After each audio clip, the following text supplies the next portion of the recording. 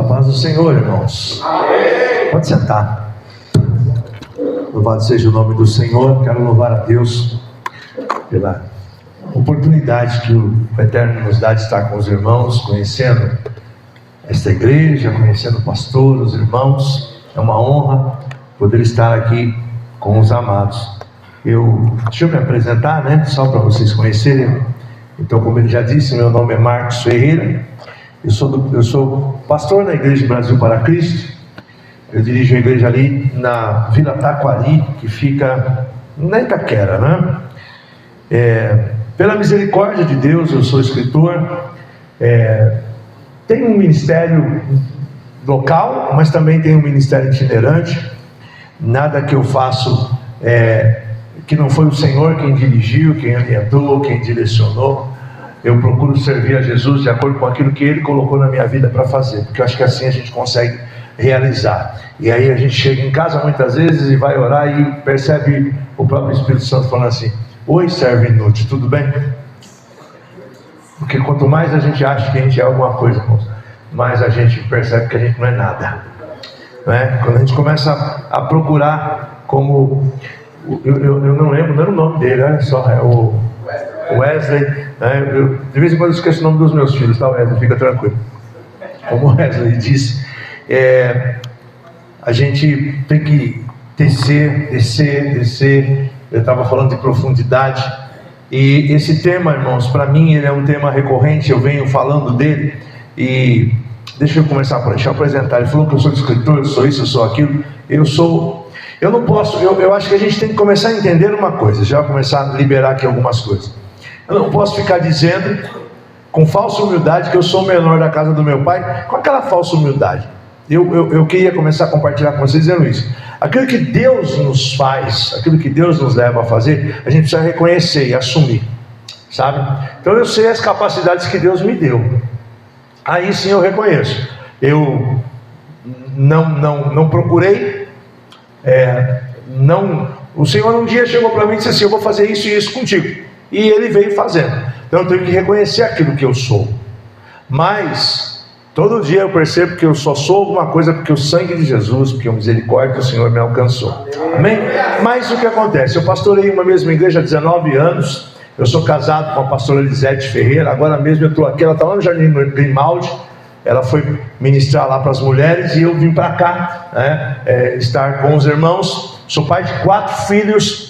O pastor Marcos Gabriel, 33 anos, 34 anos, meu filho mais velho, é pastor comigo na igreja. O Samuel, que tem 29, é o nosso tecladista. A Rebeca, 26 anos, menina de Deus, musicista, cantora na igreja também.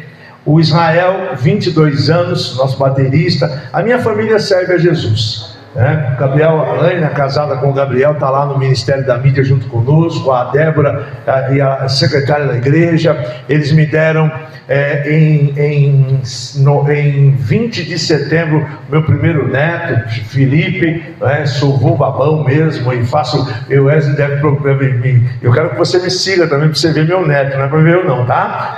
Depois você pega aí as minhas mídias sociais e começa a me seguir só para você ver o meu neto. Não precisa ver eu não, que eu sou feio demais, mas o Felipe é um gato, né? Ou inclusive, se você quiser, então passa para eles aí, ó, passa para mim, né? Não tem, dá para fazer. Pede para cada um colocar o seu celular no QR Code aí, que você já vai entrar nas minhas mídias aí, tá bom? Já faz isso, fica mais fácil. Eu ia colocar, mas está naquele celular lá, não está no outro. Então, aí, você só colocar, aí você já clica, já dá uma olhadinha no Felipe, já dá uma nota.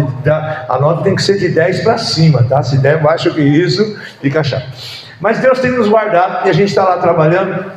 Eu escrevo há mais de 10 anos e eu vou começar por essa apostila que ele falou. Eu até vi que ele imprimiu a contracapa, né? Então a capa fica melhor, ó. Você mostrou a contracapa, né? Cadê a capa? A capa é essa aqui, ó. Não, mas a capa é essa. Olha que coisa linda aqui, ó. Esta é a capa. É que eu acho que o PDF está sem a capa, né? É isso? Tá só com a contracapa? Acho que o PDF que eu te mandei foi isso. Então é uma apostila que eu preparo já fazem 8 anos, que a gente faz ela no começo do ano, lá na igreja, começou no Brasil para Cristo, mas hoje roda o Brasil inteiro, até fora, uma campanha chamada 12 dias de clamor para 12 meses de bênção. Não sei se os irmãos conhecem. E a gente faz a campanha. Eu comecei o ano sempre tem um tema, a gente tem sempre um tema. Então todo ano a gente constrói um tema. E a gente vem trabalhando muito nessa linha de busca do Espírito Santo, de avivamento. E no meio do ano retrasado o Senhor começou a falar comigo sobre profundidade, como já está falando comigo esse ano sobre a apostila do ano que vem, não é? E é muito engraçado, o Senhor começa a me incomodar e eu começo a pregar meio sobre aquilo. Amanhã mesmo eu vou pregar na minha igreja com o tema do ano que vem, não é? Aqui está escrito assim, ó, sem profundidade não há avivamento. Então a gente fica muito, eu estava até ouvindo os irmãos cantando, a gente participa de alguns congressos, alguns lugares, e eu falo mesmo, eu preguei numa conferência em Jaguariaíva, é uma igreja nossa lá em Jaguariaíva, tem uma conferência muito grande chamada Conferência Shekinah, e eu preguei no meio do ano passado lá, e eu dizia para os irmãos, a gente não consegue ter nada se a gente não tiver profundidade, a gente não consegue ter avivamento se a gente não se aprofundar, a gente até faz muito barulho a gente faz. Mas irmão, barulho cachoeira faz, centro de macumba faz, freada de carro faz, trem faz, todo mundo faz barulho. Agora, presença de Deus não, aí tem que ter profundidade. Não sei se você consegue entender, né? Aí a coisa é diferente. Eu sou crente desde que eu nasci, eu fiz 57 anos, dia 9 agora, então eu tenho 48 anos de ministério, então eu posso falar um pouquinho sobre isso. Eu comecei com 8 anos na igreja tocando. Então eu comecei a tocar muito cedo, e eu venho desde os meus 8 anos de idade envolvido com liderança, então eu conheço um pouco do que eu estou falando, eu sei o que é barulho, eu sei o que é, então muitas vezes a gente, falando aqui de profundidade, não que isso esteja acontecendo, mas para a gente refletir, porque eu vim aqui para falar com homens que querem se aprofundar, sim ou não? Sim. Não quero ficar no raso, então posso falar sério com vocês. Então fechou. Então é o seguinte, aí eu estava aqui agora, a canção era muito séria, eu assumo a responsabilidade. De quê? De queimar. Só que tem que ter lenha no altar todos os dias para queimar, senão não queima. Isso é quem tem profundidade, quem está no raso não consegue enxergar essas coisas. Então são 12 lições aqui sobre profundidade. Aí eu trouxe para os irmãos, se você quiser, deixa eu falar aqui os temas rapidamente, que eu quero ganhar tempo, e já estou gastando um tempinho falando de livro. E a proposta não é falar de livro. Amém? Mas vamos lá, só para vocês entenderem os temas rapidamente. Ó. Superficialidade não é lugar para quem quer viver coisas sobrenaturais. Não é. O segundo, há muito mais do que Deus para nós. Terceiro, saia das águas rasas. Quarto, por que não cavando mais fundo? Por que não cavar mais fundo? Por que não se desafiar a ir no mais profundo? Além da superfície. Inconformados com a superficialidade. Há uma necessidade de a gente se inconformar, senão a gente fica na zona de conforto. Águas profundas alcançando os níveis sobrenaturais. O oitavo, caminhando em profundidade. Profundidade gera intimidade. Raízes profundas geram frutos saudáveis. Você já viu, né? Tudo que é muito raso não tem sustância. Eu costumo dizer, a gente come alface, acaba de comer e está com fome. Por quê? Porque não tem raiz. Já viram isso? Come. Quando eu quero entrar nos regimes rápidos, eu começo a comer alface e proteína. Irmãos, acabar de comer está com fome. Porque você comer carne e comer alface, aquilo não resolve nada, é muito rápido. Por quê? Agora come uma raiz. Pega uma mandioca e come aquele trem para você ver. Ali tem substância. Então a gente precisa começar a entender isso, né? É na profundidade que a gente vai gerar frutos saudáveis. O que estamos dispostos a deixar para trás? Isso é sério, hein? Para viver uma vida de profundidade. E não há profundidade sem renúncia. Então está aqui. E aí, irmãos, eu tenho 7 livros escritos, mas eu só trouxe 2. Esse aqui ele diz fazendo diferença. Você não está aqui por acaso, você está aqui em uma missão. Eu tenho 5 só trouxe 5. Está acabando. Esse livro ele é um desafio às pessoas, aos crentes, a você entender que você tem que ser diferente. Nós estamos numa geração que não dá para viver na mesmice, a gente tem que ser diferente. Inclusive a gente precisa pensar fora da caixa, a gente não pode pensar dentro da caixinha. E eu te dou base bíblica para isso. Paulo diz assim: renovai o vosso entendimento. Não vos conformeis com este mundo, mas renovai o teu entendimento. Renove-se. Isso é, pense fora da caixinha. Amém? Amém? Mas aí se você quiser mais, você vai ler o livro. A arte de influenciar. Evangelizar é influenciar. Sabe que você sair para a rua e ficar falando de Jesus, só falando de alguém que você não vive, você não influencia? Eu preciso falar de alguma coisa que eu vivo, porque se eu falar daquilo que eu vivo, que eu tenho dentro de mim, eu consigo e posso influenciar outras pessoas. Isso é muito sério. Qual é o seu legado? Eu não vou passar aqui sobre isso, mas eu falo muito para homens sobre essa questão, mas eu preciso deixar algo aqui. Tem um outro livro que eu escrevi ano passado que acabou, que chama Cuida de Ti Mesmo, que eu tenho um capítulo especial, fora esse aqui, sobre legado. Qual o legado que você está deixando? Mas eu vou te ensinar alguns legados aqui. Você está deixando legado? Ou está passando e só deixa estrago?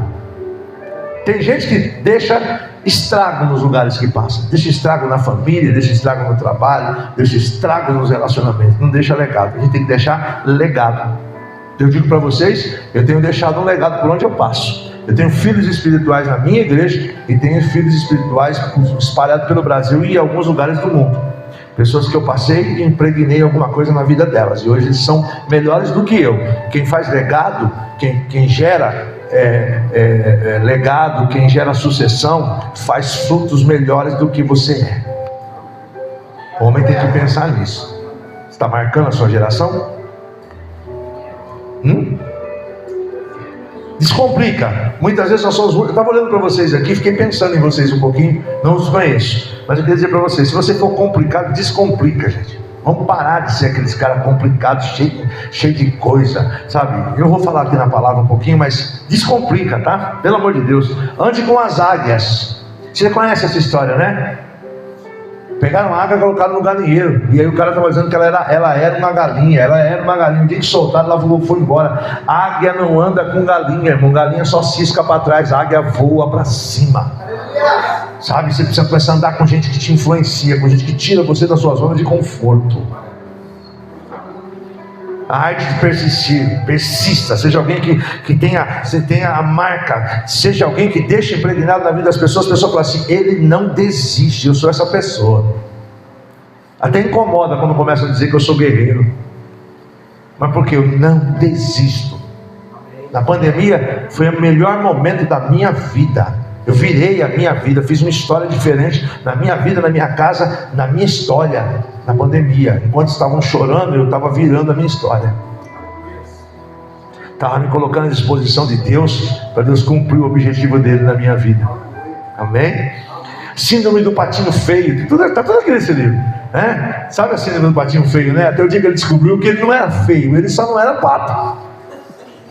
É engraçado isso, né? A gente passa um tempo chorando, reclamando de alguma coisa, mas se descubra, olha no espelho, veja quem Deus fez você, veja quem Deus fez em você, acorda!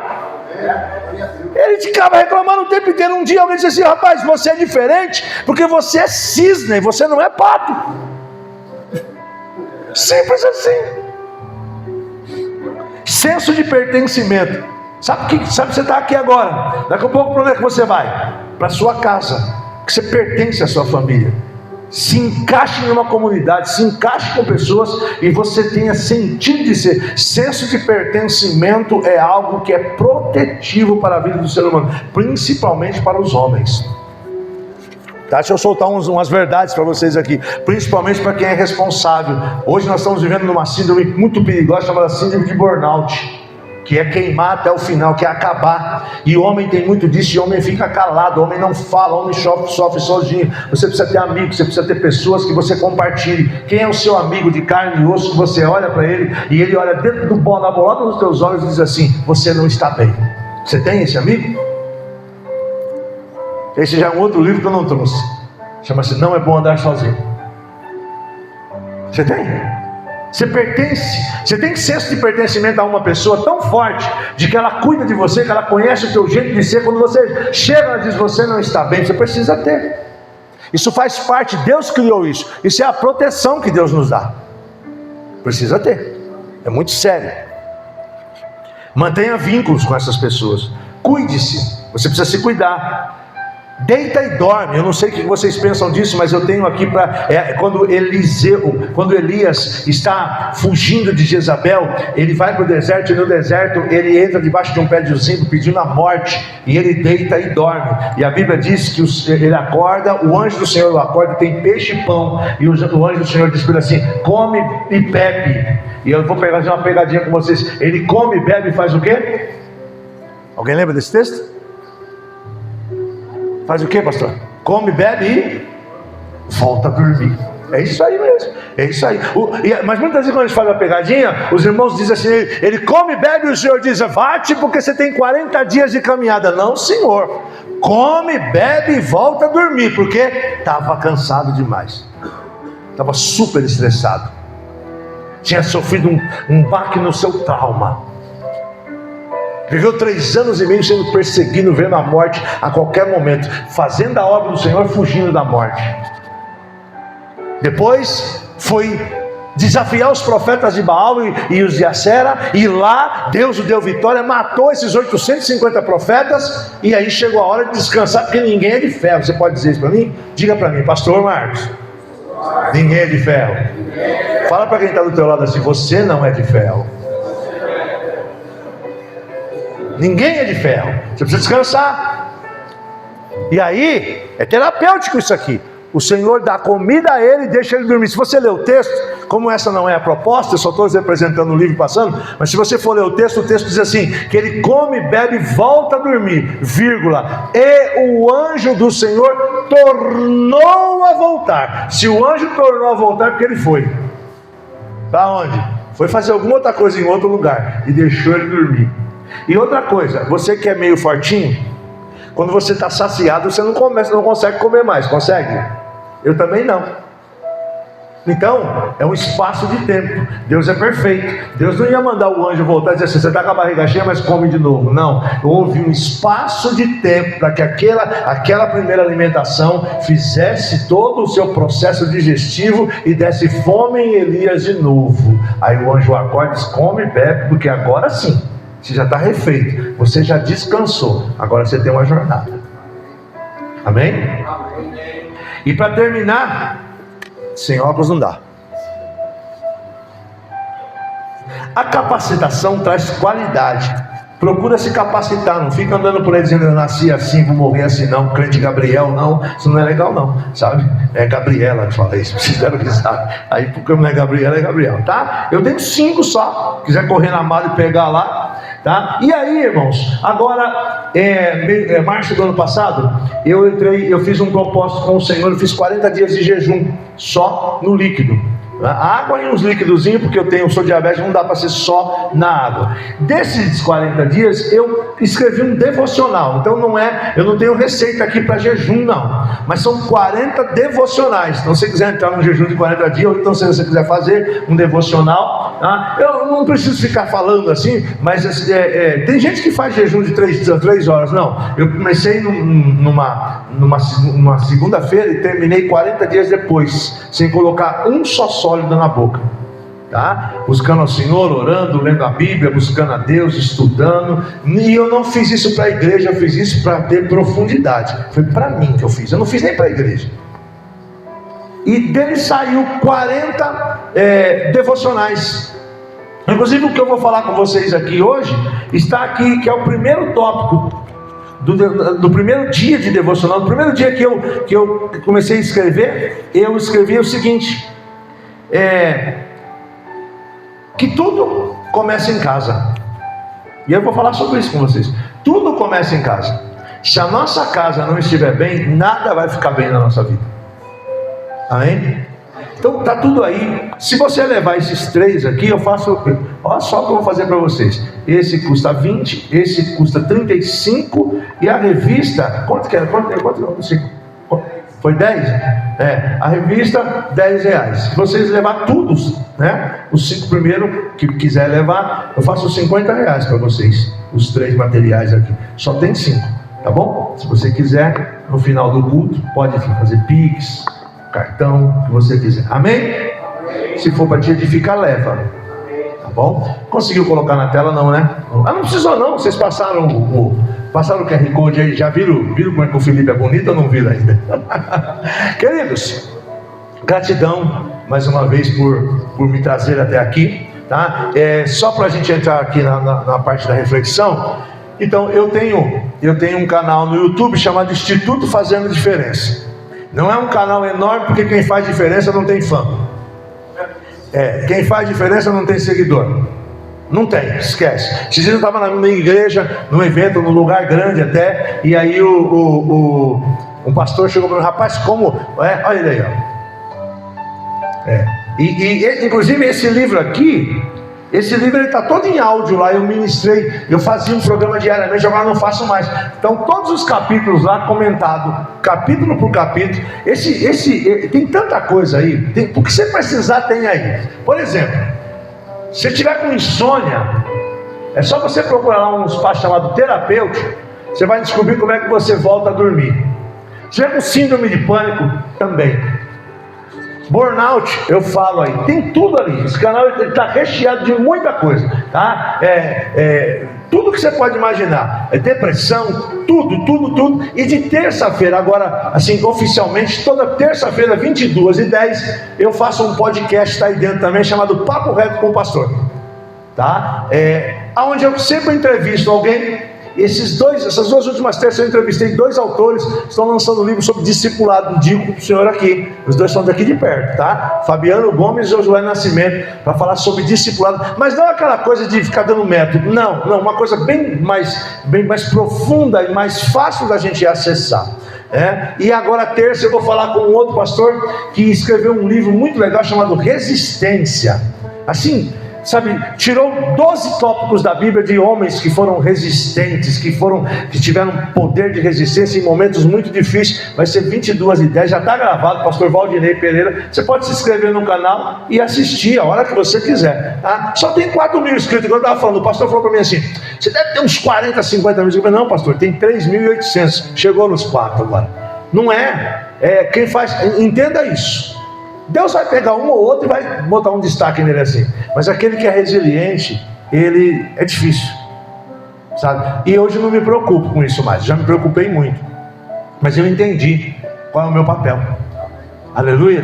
Você está num lugar, alguém chega e diz assim: sabia, pastor, que o senhor não tem ideia, isso aconteceu agora dia 30 de abril.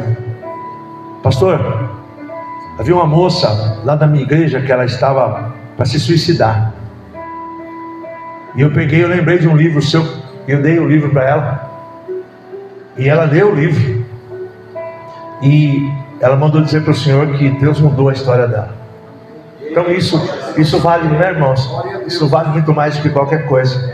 E eu confesso a vocês que deve ter muito mais história. Tem muito, isso acontece. Tem muitas outras por aí. E eu não procuro ficar atrás. Eu procuro tentar espalhar. Se você quiser me ajudar a espalhar, você vai olhar, você vai procurar pessoas. Encontrou gente com depressão, com síndrome de pânico, o que for. Tem resposta lá e tem resposta nos nossos materiais também. Amém? Eu sou quase terapeuta, tá? Deixa eu explicar para vocês entenderem. Terapeuta é minha esposa, ela é formada com a carteirinha. Eu estava conversando com uma irmã, uma das nossas líderes de intercessão ontem, e ela falou: pastor, mas tu não é terapeuta? Eu falei: não, Deus não deixa eu ser o terapeuta de tirar a carteirinha. Eu tenho 5 cursos. Só que quando vai chegando na última hora, o Espírito Santo faz alguma coisa que é para mim não enveredar pela questão do começar a cobrar.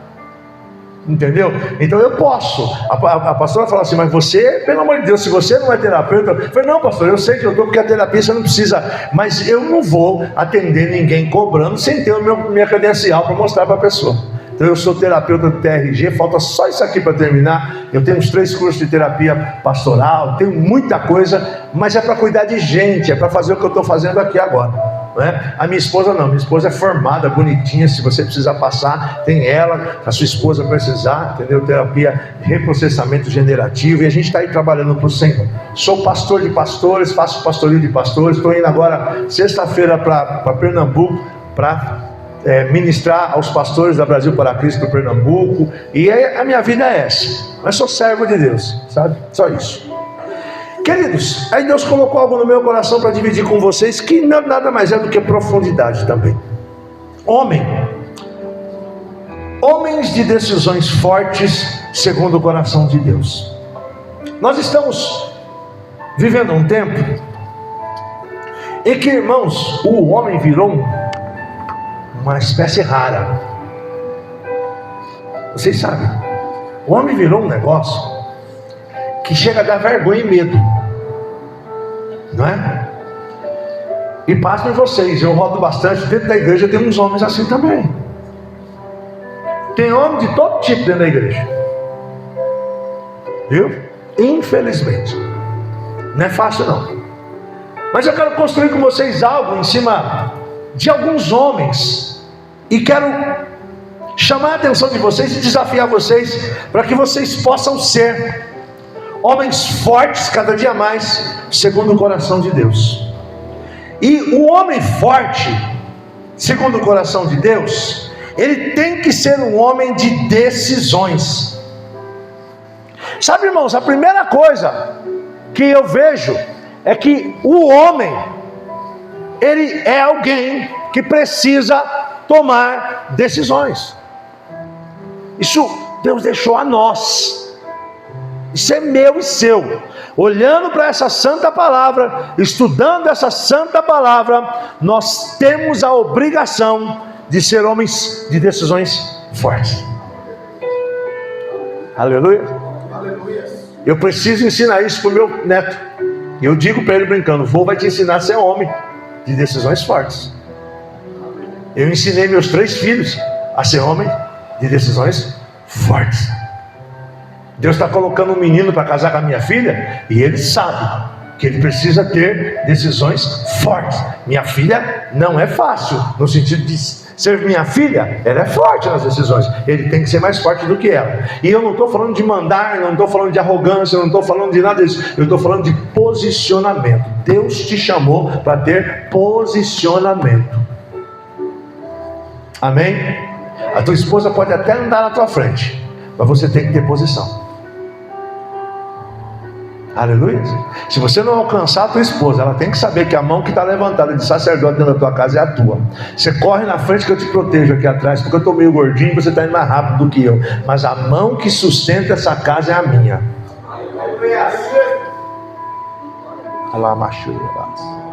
A mão que ora, a mão que clama, a mão que provê, a mão que traz sustento, a mão que todos os olhos dizem assim: olha, ali tem um homem. Ela é nossa.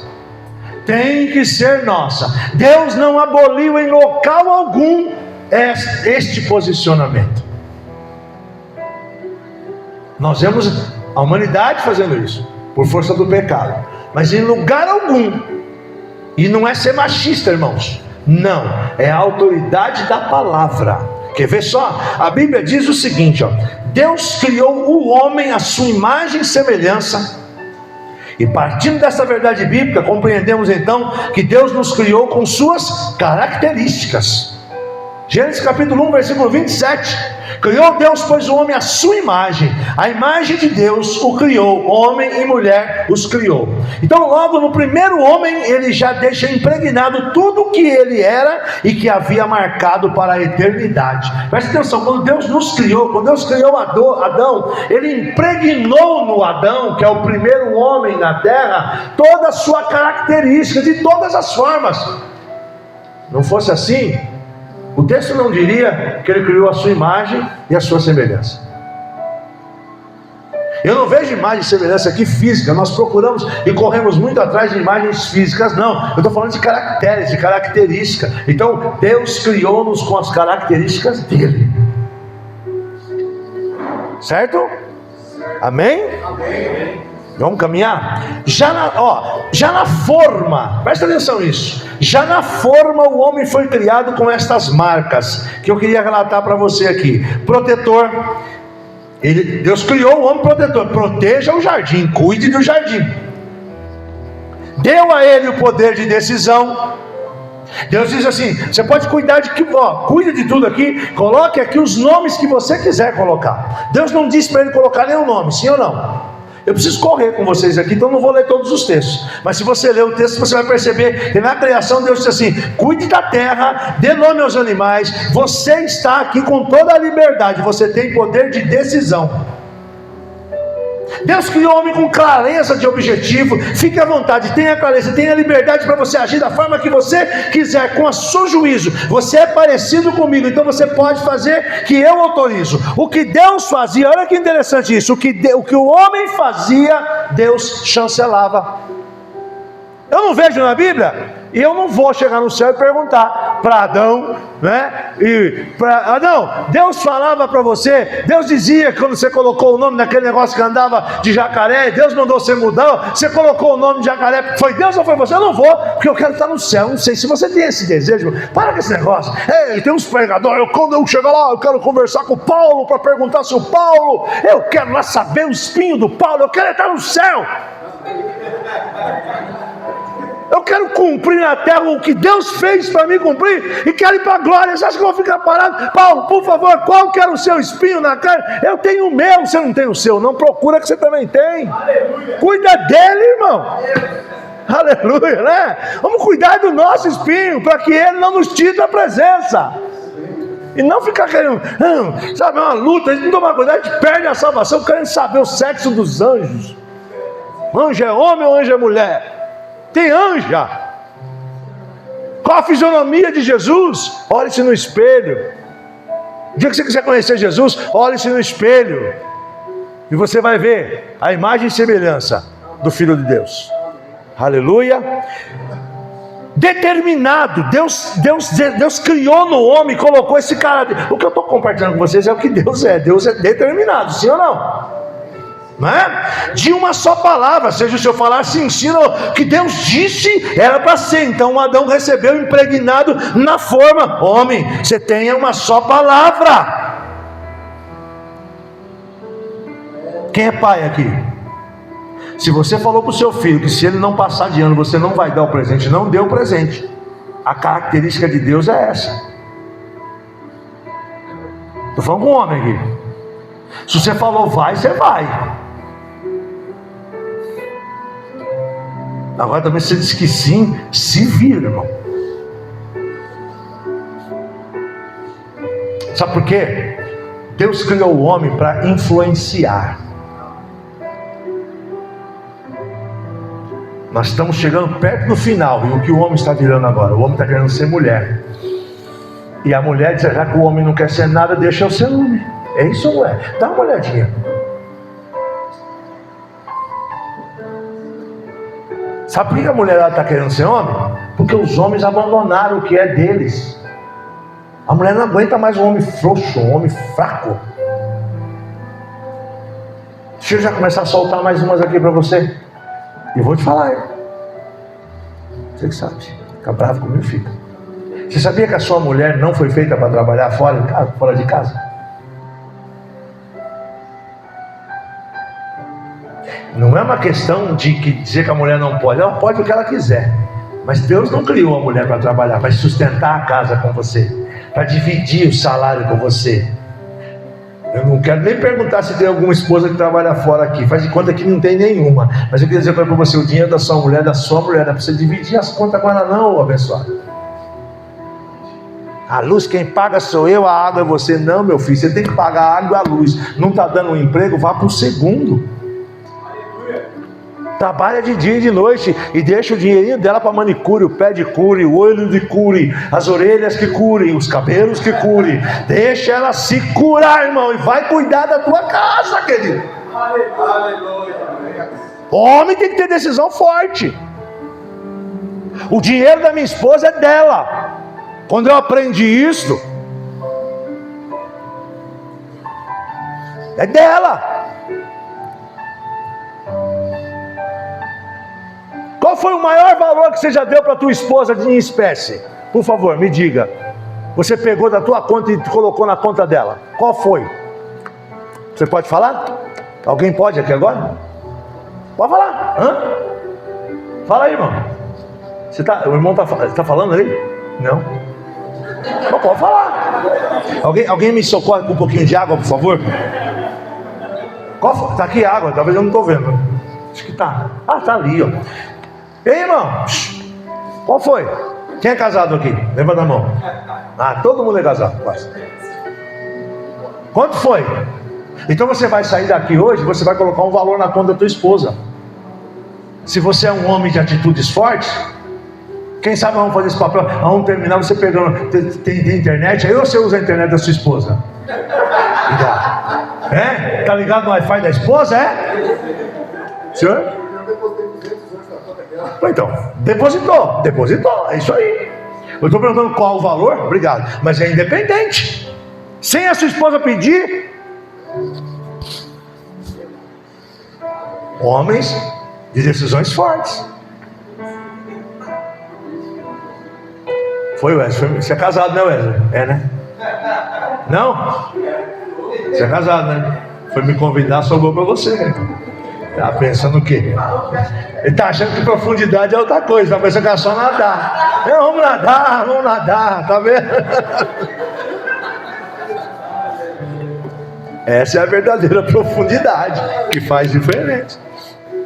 Irmãos, o homem era de uma palavra só: comprometido, justo, forte, trabalhador, provedor, pai de família.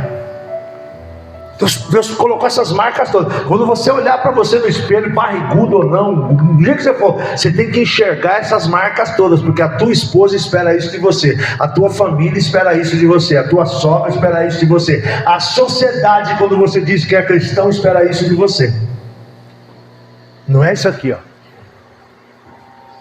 A sociedade, ela olha para minha esposa para ver se eu sou essas marcas que são as marcas de Cristo. Vocês estão compreendendo? Então, queridos, Gênesis capítulo, não precisa colocar não, fica tranquilo, fiel. Mas, ou se quiser pôr só para confirmar para eles, Gênesis 2,15 diz assim: tomou pois o Senhor Deus ao homem e o colocou no jardim para cultivar e guardar. Eu só estou fazendo a introdução aqui agora, só falta 5 minutos para me entregar, mas eu estou fazendo a introdução. Mas infelizmente, logo na criação o homem começa a fracassar em sua missão. O negócio começou lá na criação, irmão, não foi depois não. Na criação, o primeiro homem não cuida. Primeiro homem, acompanha comigo, ele não cuida, obrigado, como protetor de sua mulher, deixando-a sozinha à mercê da serpente. Eu não sei se vocês já pensaram nisso. Adão não estava com Eva quando a serpente a tentou. Você percebeu isso, pastor? Ele não estava. E qual que era o papel de Adão? Ele está junto com ela, protegendo. Ele era o protetor dela. O texto, eu pulei, mas o texto diz que o Senhor fala assim: façamos para o homem uma adjuntadora, uma ajudadora, alguém que vai ao lado. Se ela vai ao lado, onde o Adão está, é junto. Nós vamos ali, depois nós voltamos aqui, não é isso? Não é ao lado? E cadê? O que o Adão está fazendo que a Eva não está junto? Sabe quem é a culpa de Eva ter caído? De quem é, irmão? Fala forte aí, de quem que é? De Adão. Que conversa é? Foi de mulher? A mulher o quê, rapaz? Foi você. Ainda bem que eu não sou Deus. Ainda bem, porque eu tinha colocado dor de parto no Adão e não na mulher. A mulher ia dar a luz, mas o Adão ia sentir a dor. Se eu sou Deus, eu faço isso. Porque a culpa é dele, irmão. Deixa eu te contar um negócio para você sorrir mais. Presta atenção numa coisa. Olha como é que funciona. Vocês acham que aconteceu? Foi assim, a Eva passou, olhou e comeu? Não, irmão, já estava acontecendo. A Eva chegou a conversar com o Adão. A Eva passou um dia e disse assim: Adão, você viu como é que é bonito aquele fruto? Ele falava: mulher, não pode comer. Não vou comer não. Aí está passando de novo. Acredita nisso. Está passando de novo, os dois de mão dada. Ela dava uma puxadinha, segurava o Adão. O que foi, mulher? Não, só estou olhando, mas é bonito aquele. Vamos embora, mulher, não pode comer. Isso durou muito tempo. Esta conversa dentro de casa acontecia há muito tempo. Só que a gente não tem o papel de homem e a gente não percebe. Por vezes, isso acontece na nossa casa. A nossa esposa está dando a letra, irmão, de que o negócio não está bem lá, e a gente não percebe. Está lá orando, aquela cuecona largada, aquele umbigo de fora, aquela barriga toda melecada, orando na sala. Senhor, acaba de orar, o sofá está aquela babeira toda, e a mulher está dizendo assim: você está orando, mas não está me cuidando. Você está orando, mas não está me cuidando. Eu estou precisando de cuidado, eu estou precisando de carinho, eu não estou aguentando mais. E a gente está deixando ela comer a fruta, a gente quer jogar lá fora. E aí você pensa em todas as áreas. Homem de decisão forte é aquele homem que fica firme ali, ó. Estou junto, cuidando, deixa eu ir caminhando. Gênesis 3, 1-6 relata sobre a queda. A mulher é enganada e o homem, em vez de protegê-la, participa da desobediência. Como é que ele participa? Deixando-a sozinha. Logo em seguida comete o segundo ato falho de falta de capacidade. Eu acho muito interessante Gênesis 3:8. Ele vai copiando, eu vou correr aqui, porque eu estou atrasado já, né? Olha aqui, eu já estou no 3:8 já. Ao ouvirem a voz do Senhor Deus, que andava no jardim pela viração do dia, esconderam-se da presença do Senhor Deus, o homem e a sua mulher, pois entre as árvores do jardim. Olha o que acontece, olha o que Adão faz. Certo? Isso parece que a gente nunca fez. Logo em seguida de cometer o ato, eles se escondem, né? E o Adão não assume a culpa.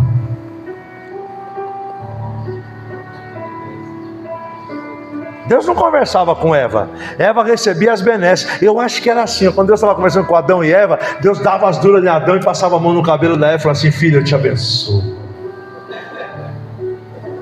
Você é maravilhoso. Vai com Deus. Entra, meu filho, vem para dentro. O senhor está perfeito. Pode entrar. É um papo com o senhor. Bote ele aí para ouvir as nossas conversas. Então, queridos, agora que engraçado. Olha o papel de um homem que tem decisão forte e trabalha na direção de Deus. Esse deveria ser o papel do homem, né? Olha aqui, ó. O Adão deveria ter feito diferente. Na hora que ele percebe, porque a Eva come e vem e ele olha para ela e ele come também. Irmãos, eu sempre digo isso. Aí os teólogos querem falar, fala o que quiser. Teólogo pode falar demais, deixa os teólogos falar. Não, mas não podia. O Adão podia ter se posicionado. Ele falou: mulher, desculpa, eu não sei o que vai acontecer. Nós vamos até Deus para ver o que Deus vai fazer, mas eu não vou comer. Eu vou assumir. Ó, homem, quem é homem aqui? Diga eu. Eu gosto de mexer com os homens. Quem é homem aqui? Diga eu. Atitude do homem, homem Adão. Chegaria com a mulher, e não é chegar arrastando a mulher pelos cabelos não, que nem o Fred Flintstone fazia, não. É muito carinhosa, protegendo essa mulher, porque ele errou, e porque ele errou, ela comeu, meu pastor. Diante de Deus, com ela abraçada aqui, dizendo: Deus, por favor, perdoa minha esposa. Perdoa minha esposa. O que eu posso fazer para recuperar isso aqui? Mas tá, os dois comeram. Então vamos lá, o que ele devia fazer mesmo assim? Deus, imediatamente que ele comeu, não podíamos comer, imediatamente ele deveria ter se apresentado diante de Deus e assumido o seu erro. Homem que tem atitudes e decisões fortes, assume compromisso e erro. Ele deveria ter chegado diante de Deus e falado assim: olha Deus, o Senhor me deu uma ordem e uma missão, e eu falhei, não cuidei nem protegi a minha esposa como era meu dever, permiti que ela andasse desprotegida pelo jardim, e ela cedeu. Ou seja, Senhor, nós caímos, e eu estou aqui para assumir total responsabilidade. Está ouvindo? Esses meninos novos aí, baterista, vai casar, tem que proteger tua esposa, cara. Já casou? Que bom. Protege a mulher. Protege a mulher. Assume os B.O. da mulher. Paga as contas dela, cara. Ficou estreito agora, hein? Eu mexi só para vocês sorrirem. Adão se tornou alguém fraco, semelhante ao diabo. Forte, né? E essa fraqueza veio até nós. Por isso que a gente precisa ter decisão. O inimigo lhe tomou, olha que coisa interessante, a eternidade pelo seio da família. A chave que o diabo usou foi a da família, não foi, podia ser outra qualquer, foi a da família. Arrebentou com tudo. O inimigo rouba no seio da sua família. Adão perdeu a eternidade em casa, gente. É o que eu falo aqui no comecinho. Adão perdeu a eternidade em casa. Segundo ato, o filho faz o que? Perde a comunhão da casa. Onde? Em casa. Mata o irmão.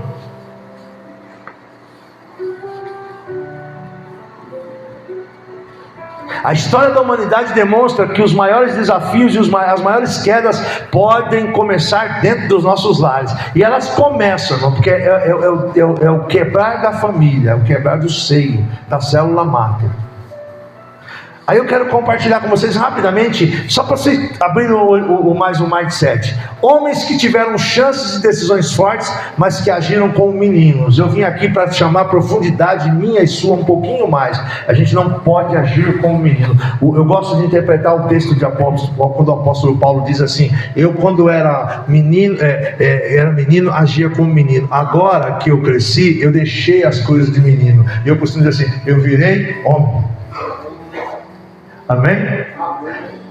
Você sabe o que a gente está precisando? Com todo respeito, virar homem.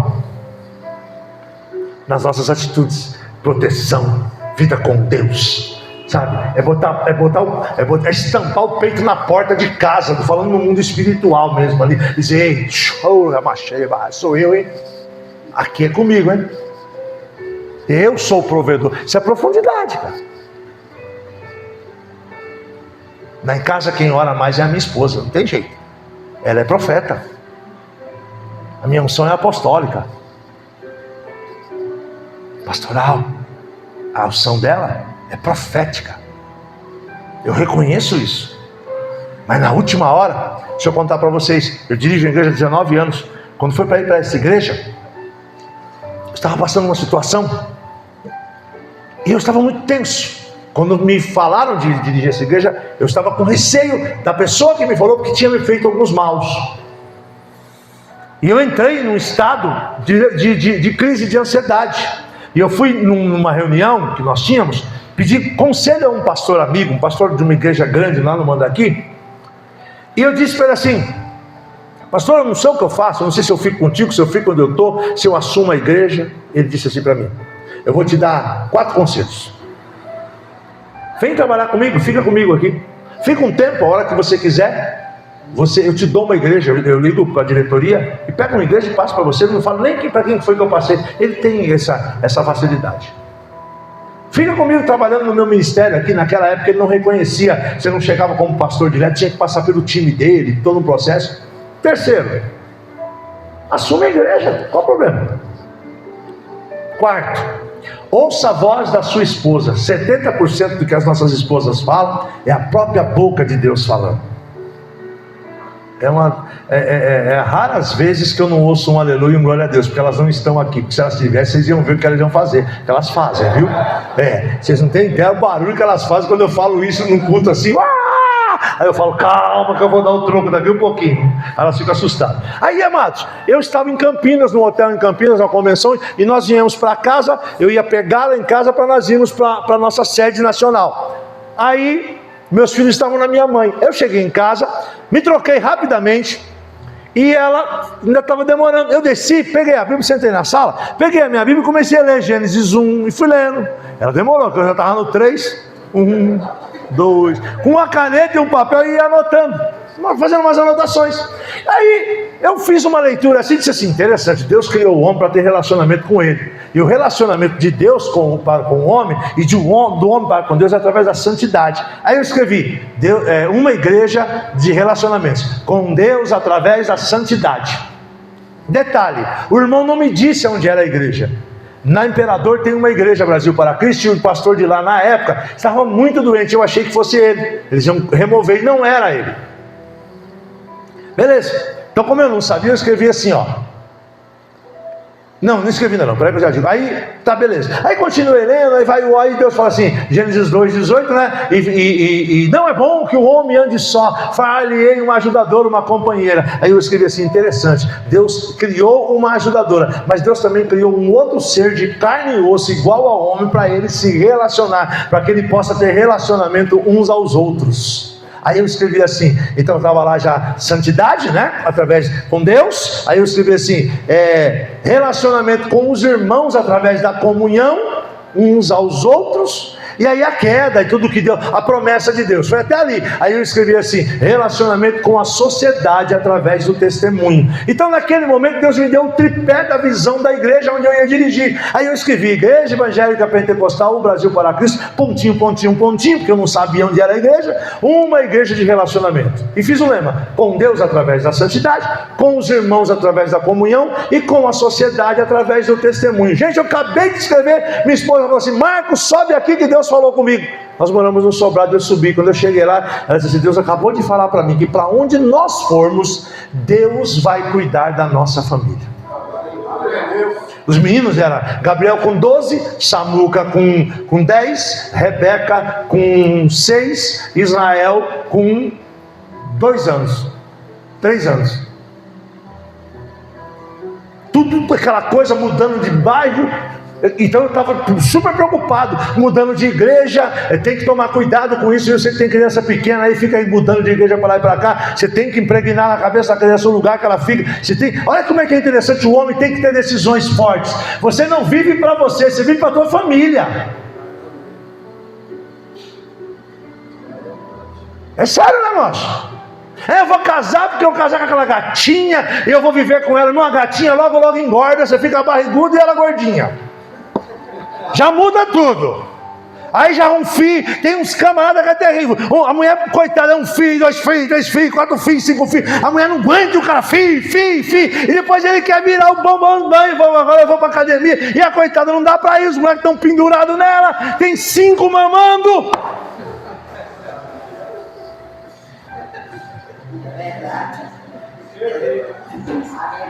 Você percebe que a gente precisa tomar cuidado com aquilo?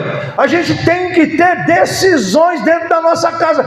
Eu abri mão de muitas coisas. O meu pai me ensinou isso. Meu pai abriu mão, está com 86 que ele fala, mas a história dos 92, com as histórias, né? Quando eu vim, que eu fui, que eu voltei, aquela coisa. Ele abriu mão pela minha vida, ele abriu mão pela minha mãe, pela minha irmã, pelo meu irmão.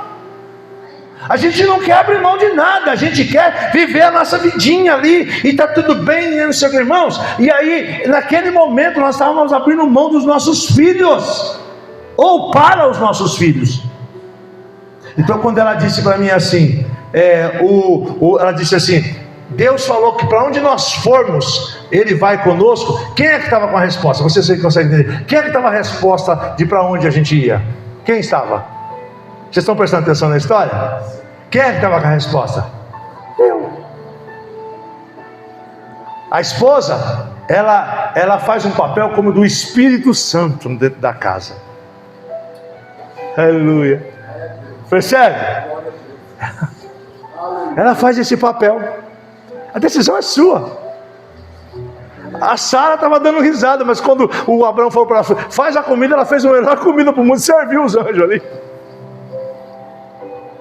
A esposa só é diferente, é o primeiro que eu vou falar aqui dos homens complicados. A esposa só é diferente quando a gente não cuida dela direito.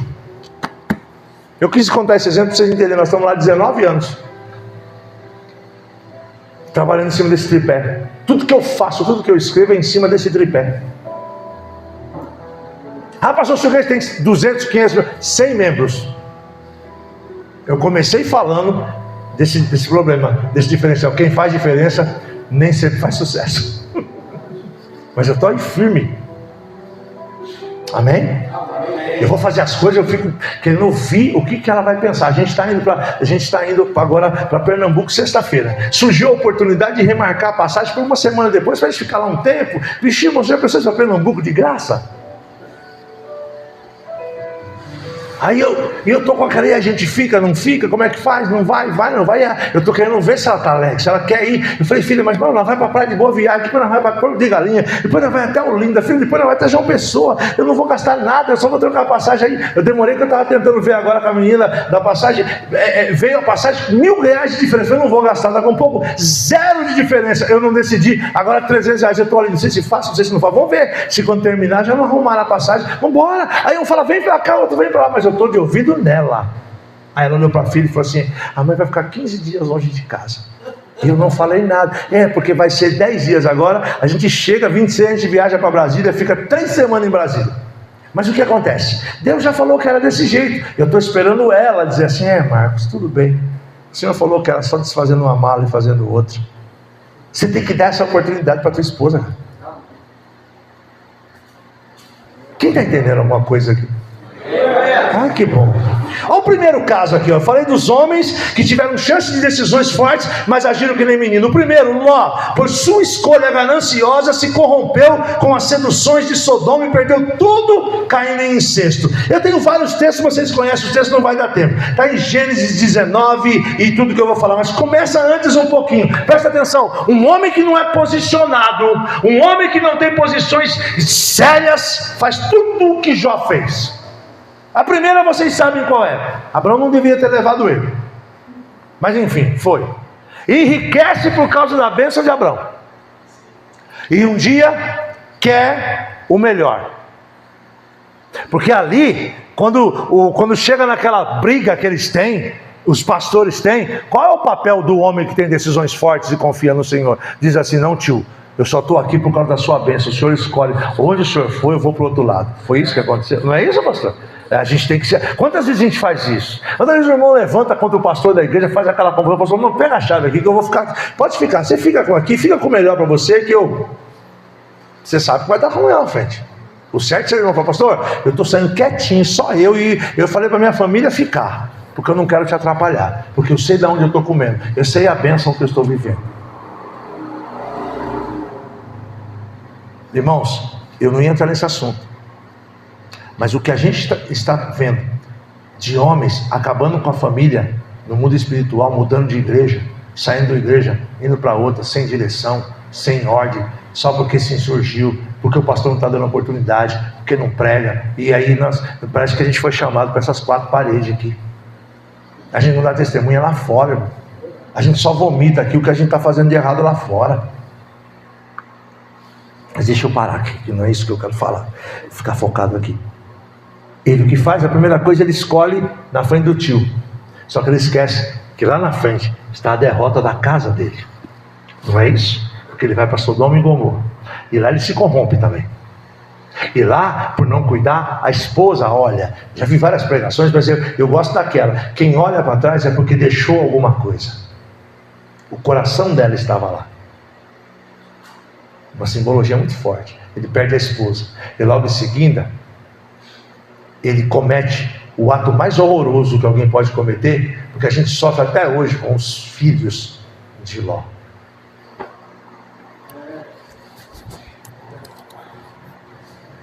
Se você não tem referência, irmão, presta atenção. Se você não passa nada para a tua casa, a tua família vai se perder nesse mundo.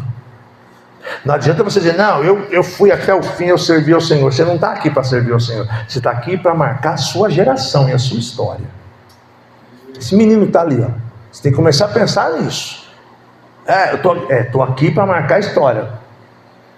Tem que começar a cuidar, orar para a esposa, para os filhos. Eu vou continuar, eu vou firme na escola. Tem que estar ali pensando nisso. Eu estou aqui para marcar a história. É muito maior do que curtir. O irmão sabe que a gente não curte nada, não. E não é para curtir. Parece-me que a Bíblia diz que a gente vai curtir no céu. Não é? É no céu que a gente vai curtir.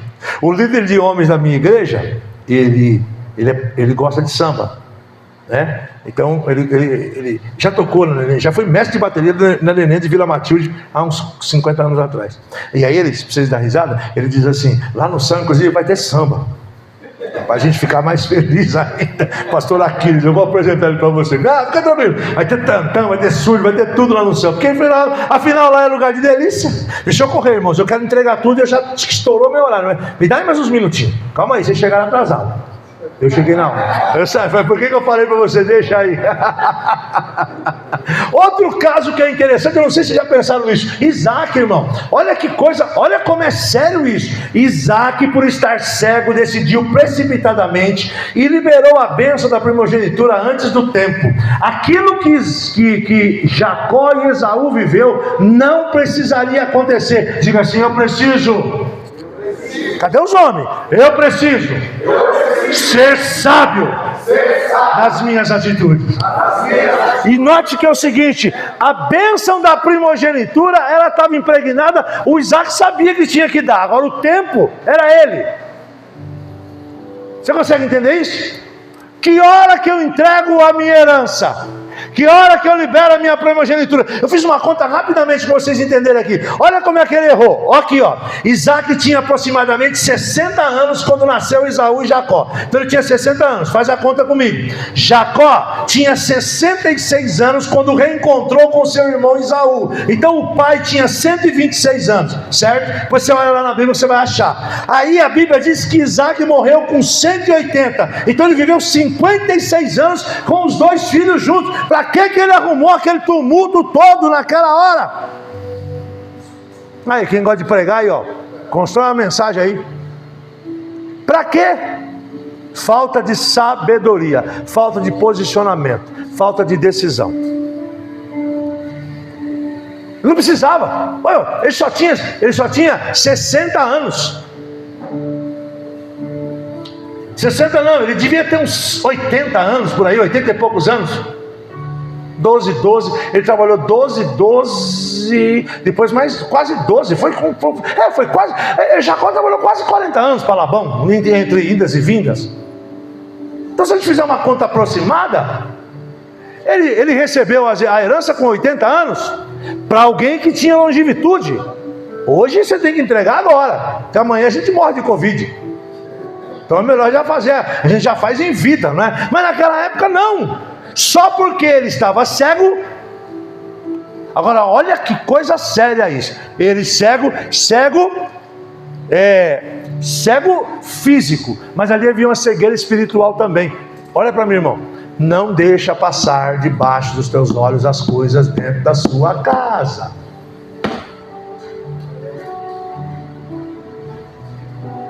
Tem alguém peludo aí? Por favor, eu sou, mas não sou muito. Tem alguém que tem bastante pelo no braço? Quem tem? Tem alguém? Não? Todo mundo fazendo depilação? Não tem ninguém?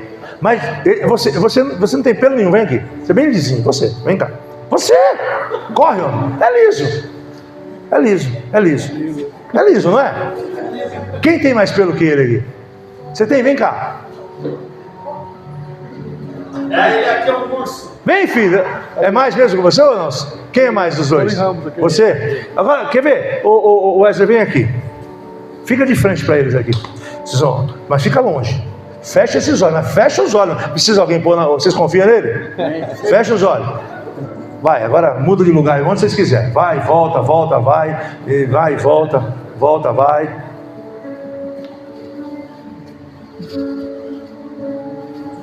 Não, ainda não. Você sabe o nome dos dois, né? Sim. De olho fechado. Vem de olho fechado. Pode vir para frente. Vem, me dá sua mão aqui. Quem que é esse aqui? Põe a outra mão. Põe a mão no outro aqui. Põe a mão no outro. Quem é esse? Quem é quem? Os dois são William. Não, passa a mão e sente os pelos aí, cara. Aqui é o William David e aqui é o Aragão. É isso mesmo? Ele nem é Isaac, porque Isaac era cego também espiritual. Quem que é, irmão? Mas você conheceu por isso, será? Foi pelo toque ou foi pelos pelos? Ou foi pelo mau hálito? Não valeu não. Mas acho que dá para sentir, sim. Você deve ter percebido, tem mais pelo do outro lado. Agora imagina, irmão, eu fico desesperado quando eu leio esse texto e o homem foi enganado por uma pele de um bicho. E ele ainda viveu 56. Não, ele viveu quantos anos? Ele viveu uns 56 com 20, quase 80 anos ele viveu. Ele não estava senil.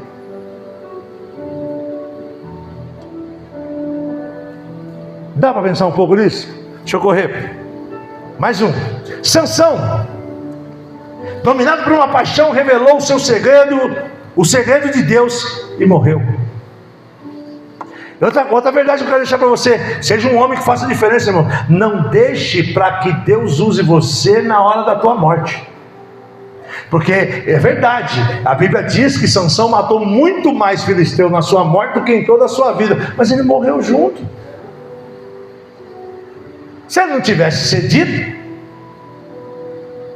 a tudo que ele cedeu. Eu acho um absurdo. Você vê como é que é a atitude de homem, nós estamos falando só de homem. Como é que pode, irmão? Na primeira vez que ele mentiu para a Dalila e a Dalila fez, irmão, eu dava uma facada na Dalila e ia embora. Não pode, que a gente vai preso. Mas não é para matar não, é só para deixar uma marca nela.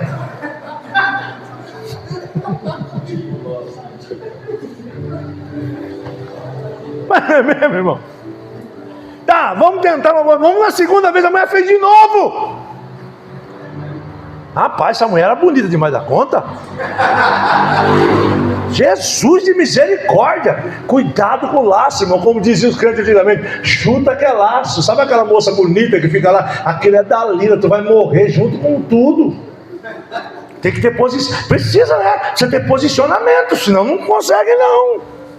Saul, tomado pela soberba, perdeu o reino. Gente, Saul, homem para não ter juízo, gente. Tem um monte de situações, não é verdade? Mas a primeira, Deus está dando vitória e só vem e diz assim, ó, você mata todos aqui. Deus sempre te deu, você sempre trouxe os dispostos. Desse Deus não quer, pois foi dele que ele... E ainda coloca, a gente precisa tomar cuidado com isso como homem, coloca a culpa nos outros. Ah, foi o pessoal que pegou ali. Não, não foi eu. Não, como não foi você? Você não é o dono? Você não é o rei? Quando o negócio vale a pena, a gente bate no peito e diz, eu sou o homem aqui. Então grita na hora que você vai ter que pagar o preço também. Eu estou sendo bem rápido, mas dá para vocês compreenderem o que eu estou a dizer. Sabe? Eu pus tanto texto aqui, mas a base. Davi. Eu lá no fim vou falar de Davi de novo, mas ao pensar que estava tudo certo, ele precisa tomar cuidado. Ficou no lugar errado, na hora errada e colheu tragédias em sua família. Porque até então Davi não tinha tragédias como teve depois de Betseba na vida dele. O texto é muito forte. 2 Samuel 11:1. E aconteceu que, tendo decorrido um ano, no tempo em que os reis saem à guerra, que tempo que era? Tempo do homem tomar decisão, e decisão forte, sair à guerra. Davi tinha que estar onde? Na guerra. No tempo do homem sair à guerra, enviou Davi a Joabe e com ele os seus servos e a todo Israel, e eles destruíram os filhos de Amon e os cercaram em Rabá. Porém Davi ficou em casa, curtindo, tomando Coca-Cola gelada, olhando pela janela. Pasmem, senhores, o que eu vou dizer para vocês. Aquela não foi a primeira vez que o Davi viu a Betseba. Pastor, você tira os negócios de onde? Irmão, ninguém olha e leva assim não. De alguma forma, de rabo de olho você já tinha visto, você já viu. Eu não creio que ninguém caia assim. Passou na rua, chega em casa. Tua mulher não acredita nisso, meu irmão. Teu pastor não acredita. Ninguém acredita. Ah, eu estava andando na rua e caí. Não, irmão, não. Você estava pendurado. Faz tempo que você está pendurado. Hoje você só roeu a corda e trupicou e desceu. Buraco abaixo. Ele sabia o lugarzinho certinho de ficar debruçado olhando. Eu vi um negócio ali, parece que era uma mulher tomando banho. Aí passou um dia, não sumiu. Aí um dia, ele chegou, ela tinha acabado de sair. No outro dia de novo, ele falou assim, agora eu vou ficar em Jerusalém e eu vou botar a minha cama na sacada, porque eu descubro que hora que aquela gata aparece. Não dá para falar, não dá, por isso que eu perguntei se ela aparece na mensagem. Eu vou pregar isso na igreja, num culto. E existe um problema muito sério, irmãos. A gente precisa ter posição. Porque eu fico analisando esse texto.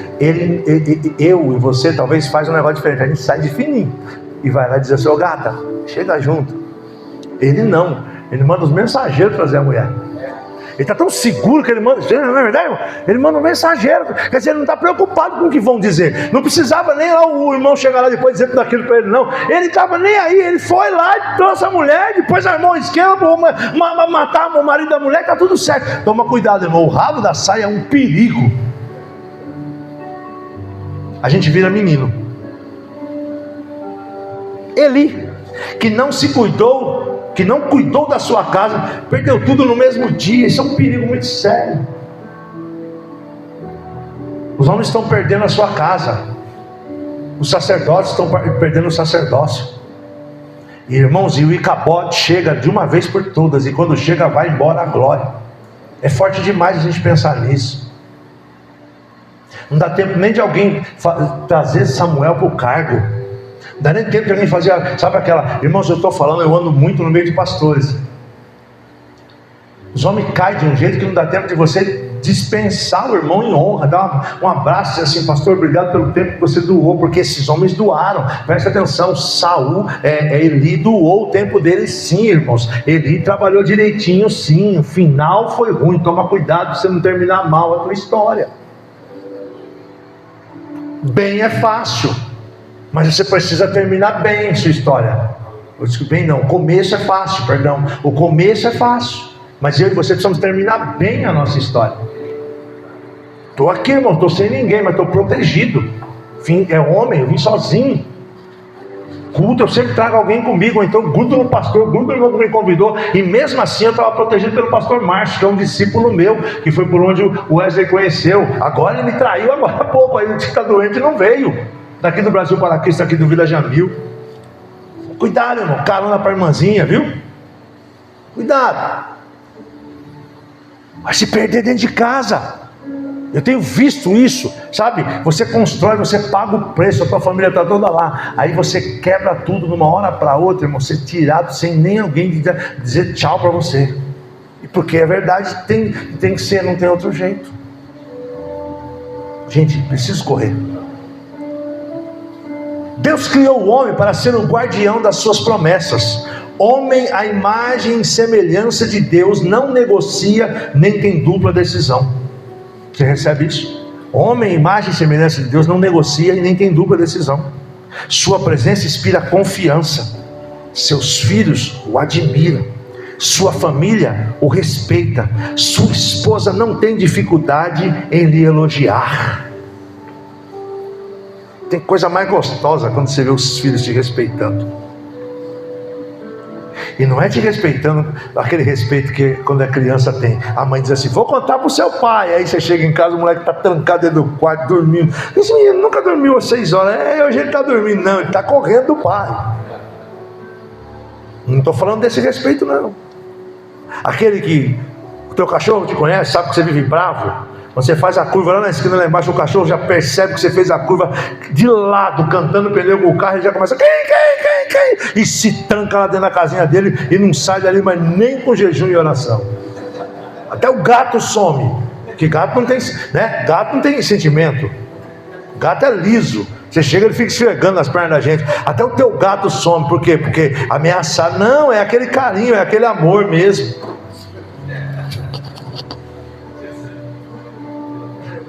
Homem segundo o coração de Deus tem decisões fortes que marcam gerações.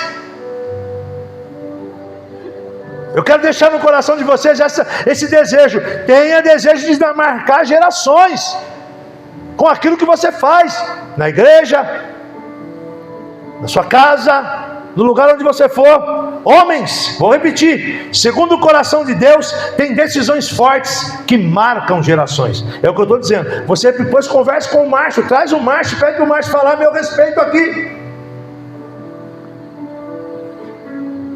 Eu convido vocês aí num culto de quinta-feira na igreja minha lá na Vila Taquari, quinta profética. Vai aqui primeiro que é mais perto. Vai aqui na Vila Jamil, tira umas fotos. Vai lá no Taquari, tira umas fotos. Você vai dizer assim: é congregação? Não, ele é congregação aqui de Ferraz. Foi sempre assim? Não, mas eu permaneci firme. Eu sou um exemplo da vida do pastor Márcio. Eu queria que ele estivesse aí, que seria mais fácil falar ainda. Eu sou exemplo para o pastor Márcio. Minha casa é um exemplo para o pastor Márcio. Meus filhos são um exemplo para o pastor Márcio. Eu estou aqui com a autoridade dada por Deus e conquistada por anos, para dizer para você: eu sou alguém que marco gerações. Aleluia. Tem um pastor no Rio de Janeiro, pregadorzão. Esse cara apareceu na minha vida, pregador, mas cheio de marca, cheio de vício. Eu falei: eu vou marcar, eu vou impregnar um potencial de diferença nesse homem. E eu marquei. Chama-se Marcelo Linhares. O dia que ele vier no São Paulo de novo, eu vou ligar. E se vocês puderem, tragam ele aqui. É pregador de fogo. Tem nada a ver com esse meu jeito.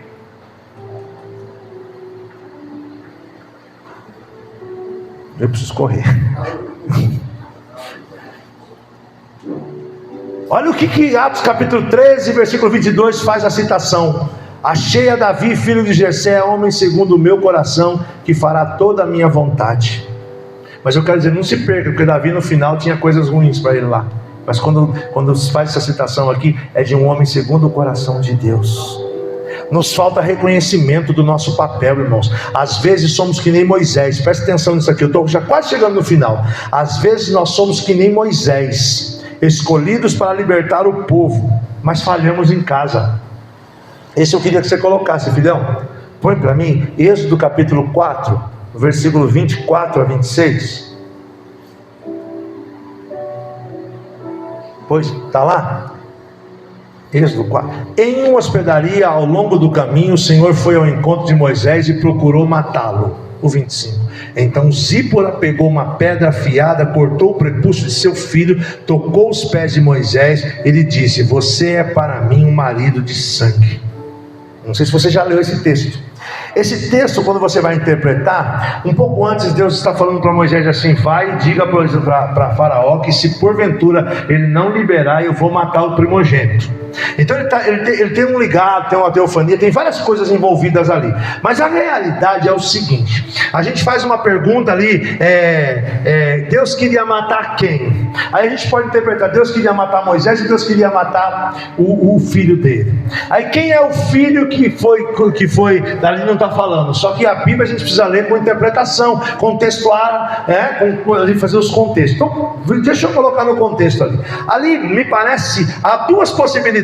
Estudando a gente percebe isso. Deus queria matar, de todo jeito Deus viria com morte na casa. E por que Deus viria com morte na casa? Porque Deus havia dado um direcionamento e uma orientação para Moisés: você é o libertador do meu povo. Eu treinei, capacitei, cuidei e direcionei para você ser o libertador do meu povo. Mas é o seguinte: você está indo fazer a minha obra em desobediência. Se você não entrar no propósito, eu vou te matar. E eu fico com essa interpretação. Por quê? Porque há uma ordem, há uma ordenança, há um selo que é a circuncisão. Todo judeu, menino, tinha que ser circuncidado. E filho primogênito. Então, se é filho primogênito, a Bíblia diz que o filho primogênito de Moisés era Gerson. Então era o Gerson. Até aquele momento que ele está indo para falar com o Faraó, Moisés não tinha colocado a sua casa em ordem. Ele ia chegar diante de Faraó, e preste atenção numa coisa: ele ia, aquele animal, aquela víbora, ela engolia as víboras dos sábios de Faraó. Todos os milagres iriam acontecer, mas dentro de casa tinha uma falha de Moisés, e haveria morte na sua casa. E sabe o que acontece? Vocês estão entendendo o que eu estou falando? Expliquei? Está gravado, eu vou mandar para vocês a gravação, para se alguém tiver dúvida olhar direitinho. O que acontece aí, irmãos? O que acontece aí é o seguinte: a mulher, e isso eu já vi muito acontecer, a mulher tem que se posicionar como sacerdote, como pai, como homem. Ela então percebe que Deus está requerendo algo dentro da casa dela. Ela pega uma pedra afiada, vai lá, corta o prepúcio do Gerson e toca os pés de Moisés, diz assim: você para mim é um pai sanguinário, você estava deixando a morte chegar na nossa casa. As nossas esposas hoje, você ia fazer a obra, você ia viajar lá para o meio do mato, você ia ganhar alma e deixar a maldição aqui em casa. Entenderam? É forte, não é? E por vezes nós fazemos isso, irmãos. Por vezes nós fazemos desse jeitinho. A gente vai fazer a obra e esquece que a gente está falhando dentro de casa. Eu nunca fui ler essa pesquisa, mas eu ouço todo mundo dizer que se você entrar num presídio, 70% das pessoas que estão lá são filhos de pastores, filhos de crentes, obreiros, homens e mulheres que estão na igreja servindo a Jesus, mas que não circuncidou seus filhos, que não tocou na intimidade dos seus filhos, e não teve relacionamento de intimidade com seus filhos, mas que são grandes homens de Deus. Eu conheço vários líderes Eu tenho 50, como eu disse para vocês, a minha denominação tem 70 anos o ano que vem, 57 delas eu estava lá. Eu conheço vários líderes que nunca tocaram na intimidade dos seus filhos, e os seus filhos não querem ser pastor, os seus filhos não querem saber de igreja, filhos de alguns são homossexuais, estão vivendo outro tipo de realidade. Por quê? Porque o pai não tocou a circuncisão do seu filho, ou seja, não tocou a intimidade, nunca tocou a intimidade do filho. Tem que ter coragem. Existem decisões que são verdadeiros mandamentos sacros e são do homem, o homem que tem que tomar, especialmente o homem de Deus. Quantas vezes estamos deixando para as mulheres aquilo que é a nossa missão?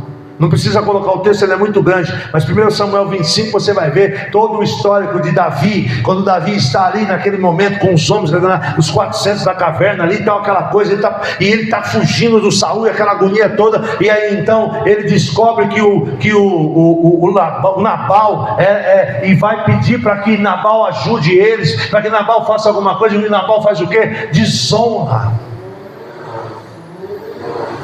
É só você ler o texto. Davi pegou 200 daqueles 400. Imagina como é que esses camaradas saíram, irmão. Nós vamos exterminar a casa desse Nabal. Nós vamos passar como um rolo compressor por cima da família dele todinho. Vai sobrar nada. Nós vamos trazer os bichos, porque nós vamos comer os bichos tudo. Nós vamos acabar. O ouro dele agora é nosso. Um servo corre e diz para a mulher dele: ó, dona Abigail, deixa eu contar para a senhora. Seu marido, nosso patrão, seu marido, ele maltratou lá. E olha, teve dias aí que estavam para saquear, e quem não deixou saquear a gente foi os homens de Davi. Mas tá, o que aconteceu? Ele está vindo com 200 homens, não vai sobrar nada. Ela se apressa. Eu fico olhando para isso. Ela se apressa, vai na frente, chega, se prostra diante de Davi e faz o papel de um homem. Faz o papel de um sacerdote da casa. Ô meu amado, não deixa a sua esposa ser sacerdote da sua casa, não. Meninos, vocês que vão namorar, honre a sua mulher antes. Eu olho para minha esposa e digo assim: não foi fácil, não. Não foi fácil, vou dizer que, mas nós casamos virgem. E tem hora que eu digo para ela: filha, como valeu a pena isso? Hoje eu estou aqui podendo falar desse jeito com vocês. Chega em casa, eu vou cortar essa mensagem aqui, vou subir no YouTube. Quem quiser ouvir, ouve, não tem problema. Nós casamos virgem. Aleluia. O que eu sonhava para minha esposa, Deus está fazendo. Ela cantava e eu falava assim: eu quero ver essa mulher pastora, missionária, faz. Agora eu entrei no carro, falei assim, liguei para uma líder de televisão, ela falou assim: ó, desculpa, Lisete está indo para um lado, estou indo para o outro. Aquilo que eu orei e pedi pela vida da minha esposa, Deus está fazendo. Que eu tomei uma posição, não era não, irmão.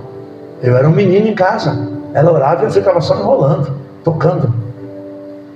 Mas faz tempo que eu tomei uma posição de ser sacerdote na minha casa. Aleluia, Deus. Aleluia. Aleluia. Gênesis 12:1 tem algo muito sério. Abraão teve que tomar uma decisão de homem forte para mudar a situação.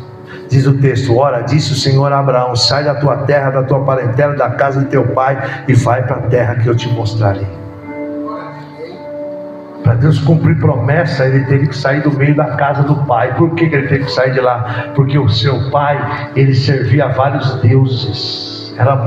Era politeísta, servia tudo quanto era Deus. Eu preguei essa mensagem domingo passado aqui no Jardim Débora, e eu falava assim: aparecia uma minhoca branca, o Terá falava assim: é Deus. Aparecia uma mandioca grande lá, que aparecia: é Deus. Tudo era Deus, o gado era Deus, tudo era Deus. Como é que um Deus todo-poderoso poderia provar o amor dele e fazer com que todos, uma descendência, fosse como a areia do mar, que não se pode contar, ou as estrelas do céu, para alguém que serve todos os deuses? Olha que coisa interessante. Se Deus tivesse feito a promessa para Abraão sem ele ter saído da sua casa, seria fácil Abraão não crer.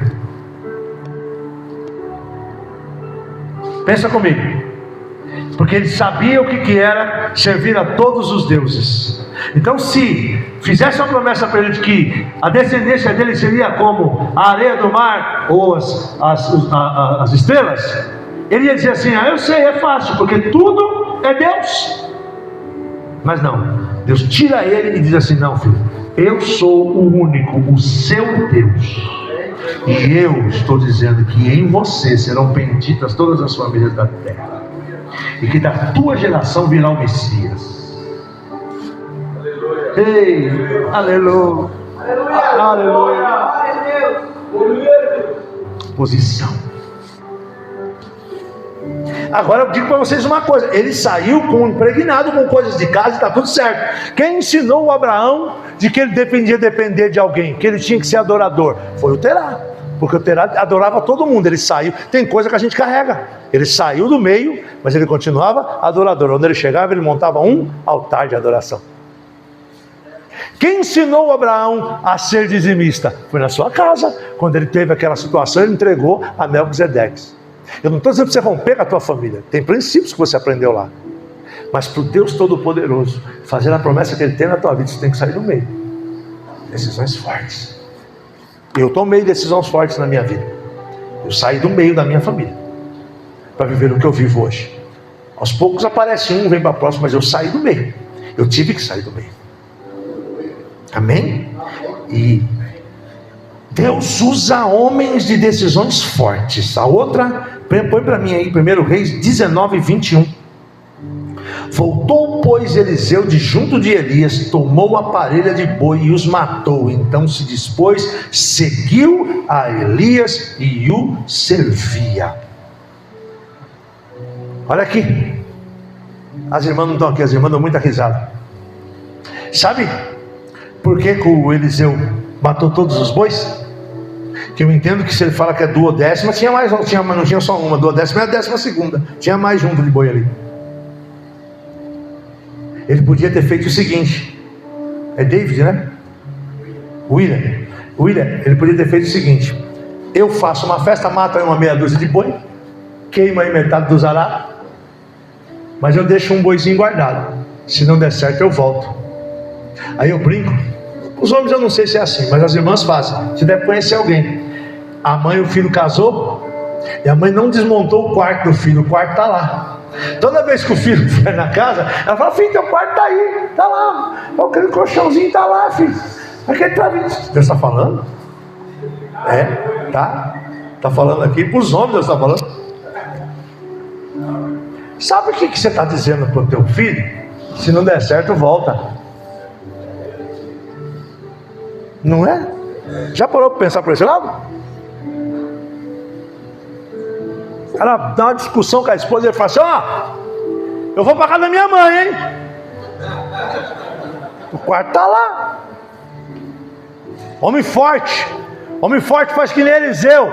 O Elias jogou a capa, ele entendeu, já disse assim: Elias, espera aí, que eu vou ali e já volto. Elias, você sabe o que eu fiz com você? Sei, espera aí. Foi lá, passou a mão em todos os bois, irmão, matou todos eles, pegou o arado, pôs fogo em todos, fez uma festa de despedida. Ou seja, ele marcou uma história. Ele disse: aqui eu não volto mais, eu posso passar por aqui e falar: pai, benção, mãe, mas eu estou indo, nunca mais o senhor vai me ver aqui arando boi, eu tenho outra coisa para fazer. Aleluia! Aí ele tem uma posição forte. Ele chega diante de Elias e Elias começa a desafiar: fica aqui que eu vou para Gigal, fica aqui que eu vou para Betel, fica aqui que eu vou para Jericó. Tão certo como vive o Senhor, em cuja presença nós estamos, eu não irei e nem te largarei. Eu não matei os bois, eu não queimei o arado, eu não fiz uma festa de despedida, eu não beijei o meu pai e a minha mãe dizendo que eu não ia mais voltar para depois voltar atrás. Nunca mais eu volto. Aleluia! Homens de decisões fortes. Aí Elias chega para ele e fala assim: rapaz, você não desiste mesmo. Tá bom, o que você quer? O que eu quero? Você era o cara, não é? Sim, eu quero ser 2 vezes o cara. A linguagem de Marcos Ferreira de hoje. Você era poderoso, eu quero a porção dobrada. Aleluia! Quero 2 vezes só. Se dobrar, está tudo certo. Aí o Elias diz: tá bom, se você vê eu subir, você recebe. Eu gosto, faz tempo que eu não faço. Vem você de novo. Aleluia. Glória a Deus. Você quer ser o Elias ou o Eliseu? Você quer ser o Eliseu? Então é o seguinte, depois dessa palavra, o que você vai fazer? O que você vai fazer? Ele não é Eliseu coisa nenhuma. Ele não é Eliseu não. Ele é Eliseu, irmão? Ele é Eliseu, irmão. Ele não é Eliseu coisa nenhuma. Esse aí não é Eliseu não. Esse aí não é Eliseu não. A capa já tinha caído, ó. Obrigado. Irmão, não tem conversa não. Você, meu filho, onde você for, tô grudado. Eu imagino que ele amarrou a quartinha no Elias, irmão. O Elias, ele estava grudado no Elias, porque ele deu um segredo. É assim que vai acontecer. Tem decisão forte. E muitas vezes a decisão forte, depois eu arrumo as cadeiras que eu baguncei. A decisão forte, ela vai gerar algum constrangimento. Isso que eu estou falando para vocês, você tem que querer. Não é só, é forte isso. Vão olhar, tua família vai olhar e falar assim, que é isso? Mas fica firme, vai, porque o importante é a volta, não é a ida, não é? A volta, ele vem com a capa na mão, ele só toca na água, a água abre, e Deus começa a fazer. Aleluia. Eu quero perguntar para você o seguinte, quais são as decisões que você está precisando tomar para alinhar a sua vida de homem aos propósitos do Senhor? Quais são? Vamos orar daqui um pouquinho. Que marcas da imagem de Deus você tem cultivado? Em que área da sua vida você precisa se levantar como protetor? Qual decisão difícil Deus está te chamando para tomar nesta noite? E fechando, Jesus é o modelo final do homem segundo o coração de Deus. Ele protegeu, ensinou, confrontou com firmeza, serviu com humildade e autoridade, assumiu a responsabilidade até a cruz. O apóstolo Paulo fala em Filipenses capítulo 2, versículo 5, tendo em vós o mesmo sentimento que houve também em Cristo Jesus. Deus tem procurado homens fortes, mas com decisões firmes e fortes, para fazer a diferença. E eu queria orar só com vocês, para que o Espírito Santo colocasse isso no seu coração a cada dia mais. E a área, eu sei que cada um sabe qual é a sua área. Cada um sabe. Nunca se faça de vítima, eu queria dizer isso. Porque tudo que você é, Deus já planejou na tua vida. Amém? Muitas vezes fica, mas senhor pastor, eu trabalho tanto, irmão. Não, sinta prazer, o Senhor está te abençoando. Você é provedor, foi isso mesmo. Deus enviou Jesus para consertar esse negócio aí, aleluia. Você está debaixo da graça e do conserto do próprio Eterno. Aleluia. Você pode ficar de pé? Eu quero já agradecer, eu sei que eu passei do horário, mas vai dar tempo. Dá a mão para o irmão que está do seu lado aí, ora com ele. Você pode dar a mão? Olha para esse irmão aí, pede que Deus encoraje ele. Olha, pergunta para ele o que você queria que eu fosse. Faz isso, pergunta para ele, para a pessoa. Vamos fazer do jeito que eu gosto? Pode ser? Pode ser do jeito que eu gosto? De 2 em 2? Isso, de 2 em 2. Acho que vai dar, deu certinho, olha. De 2 em 2, só ficou o Wesley, mas ele está filmando. Pergunta para essa pessoa que está, porque você quer que eu ore pelo quê em relação a isso na sua vida? De repente tem uma particularidade que a pessoa gostaria que você orasse.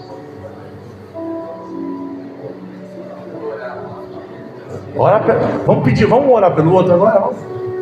Pode começar a orar. Começa a abençoar esse irmão aí. Começa a orar pela vida dele. Espírito Santo, tua presença está aqui nessa hora tão gostosa, nós podemos senti-la. E eu oro agora, Senhor, confirmando a tua palavra na vida dos teus filhos. Senhor, nós aprendemos um pouquinho mais sobre o que devemos ser como homens de Deus, como homens que decidem tomar posições fortes e firmes, mas essas posições, Senhor, são elas que vão mediar e modificar muitas coisas nas nossas vidas, na vida espiritual, na vida, Senhor, meu Deus amado, física, Pai, com os nossos cônjuges, Senhor, em nome de Jesus, capacita capacita, Senhor, a rede de homens, os nossos queridos irmãos aqui da igreja, e Senhor, aonde nós formos, nós possamos impactar pessoas de uma forma sobrenatural e intensa, Senhor. Nós somos suas testemunhas vivas, Jesus, tu falaste sobre isso, e nós cremos nisso com realidade, e tomamos posse, Senhor, da tua palavra. Ó Deus, nós não queremos negligenciar, nós não vamos refutar a autoridade que o Senhor deliberou sobre as nossas cabeças e sobre as nossas vidas. Nós somos a autoridade dentro da nossa casa, nós somos o sacerdócio vivo dentro da nossa família, nós somos a fonte provedora onde quer que nós estamos, e assim nós oramos e tomamos posse disso, e a cada dia, Senhor, viveremos mais e mais debaixo da tua graça, debaixo da orientação da tua proteção. Ó Espírito Santo, ensina-nos, ajuda-nos, dá-nos, Senhor, meu Deus, força quando estivermos fracos, quando estiver difícil. O Senhor é o nosso guia, o Senhor é aquele que nos toma pela mão e nos leva a lugares altos, e nós tomamos posse disso. Nós iremos romper no Senhor, nós iremos viver o sobrenatural, nós estamos disponíveis, Senhor.